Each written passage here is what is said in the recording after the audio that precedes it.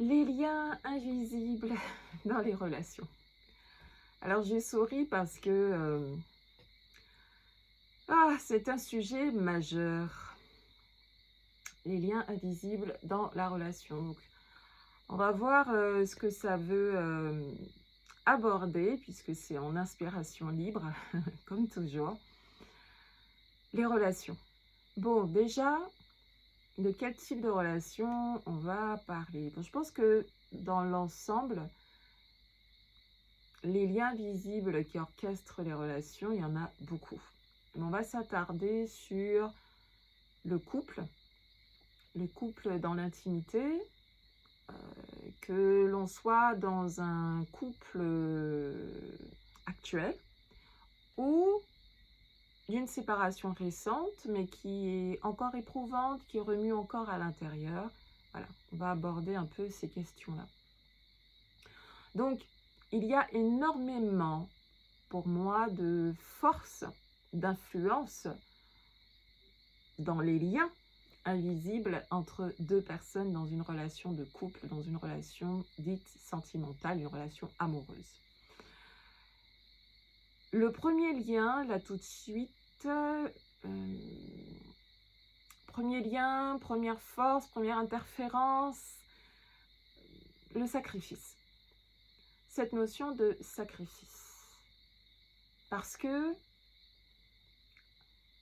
chacune a beaucoup connu cette notion de sacrifice. On est programmé au sacrifice. Le sacrifice pour le bien de l'autre, au détriment de soi. Au travers de beaucoup de petites choses, depuis l'enfance, voilà. Mais si tout le monde en est affecté, dans la majorité des relations, c'est que peut-être ça vient de quelque chose de beaucoup plus ancré, d'avant même notre naissance. Et oui, après on peut se dire que ça se retransmet au travers de l'ADN, etc. Et oui, bien sûr, bien évidemment. Mais on peut remonter au sacrifice de l'âme humaine, le sacrifice de s'incarner dans la matière. Si on se rend bien compte, au départ, on est dans quelque chose qui est complet, qui est confortable, qui est parfait, qui est rassurant, sécurisant. J'y mets mes mots humains, permettez-moi. On est dans une complétude, dans quelque chose qui est absolu, riche, un œuf complet. Puis vient un moment, un processus qui amène à scinder, diviser ce qui était complet à l'origine.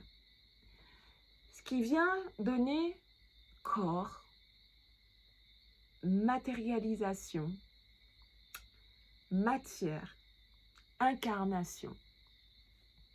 Donc là, moi, j'y vois un sacrifice déjà, à la base. Bien sûr, pas forcément avec notre définition, notre regard qui, de par tout ce que chacun a mémorisé en termes de sacrifice, va poser une notion de bien ou de mal par rapport au sacrifice. Mais là, ça me parle comme ça. Donc pour moi, cette notion de sacrifice, elle est déjà ancrée dans la conscience collective au travers de l'incarnation même, la matérialisation même de l'âme humaine. L'âme humaine a-t-elle choisi de s'incarner volontairement de son libre arbitre? Oui et non, oui ou non, oui et non peut-être.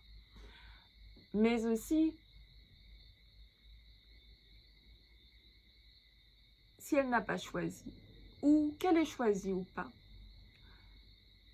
les événements, les phénomènes s'expérimentent au travers de cette âme humaine. Et qu'est-ce que l'âme humaine si ce n'est que chacun d'entre nous,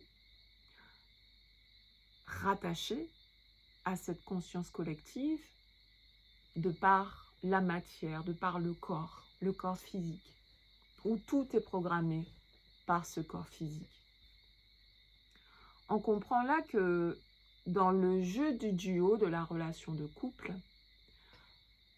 il y a déjà tous ces encodages. Donc, ce premier encodage du sacrifice, de la scission originelle, de la déchirure originelle, comme en parle si bien Sandra Vimont, cette déchirure originelle, cette scission, nécessaire pour que, finalement, arrive en incarnation ce qui s'est scindé pour donner cette forme de l'homme, la femme.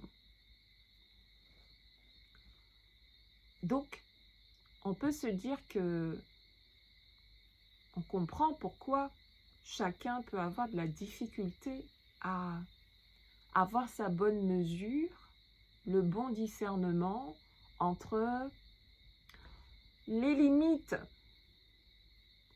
que je vais partager à l'autre pour lui dire voilà ce qui est de l'ordre de ma cohérence, voilà ce qui est de l'ordre de mon espace, ou plus je suis dans ma cohérence, mieux je peux être en cohérence avec toi. Donc voilà ma juste limite.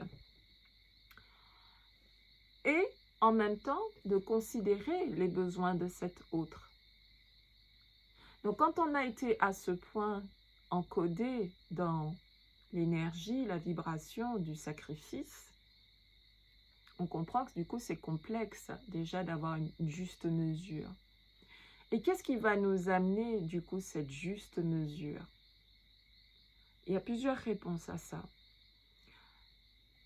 Là pour moi, ce que je vais amener, qui va amener de plus en plus cette juste mesure dans la relation à soi, dans la relation à l'autre, c'est arriver à être dans je vois, je comprends, je lis, je décode instantanément ce qui se passe en moi et en même temps, je vois, je comprends, je lis, je décode instantanément ce qui se passe dans l'autre de manière simultanée, donc en même temps. Et ça permet que dans la relation, qu'il puisse y avoir justement cette cohérence vibratoire. Et donc, ça évite ce vampirisme émotionnel, émotif, sensiblerie, etc. de par les projections, les fantasmes, tout ce qu'on projette en fait sur soi et sur l'autre.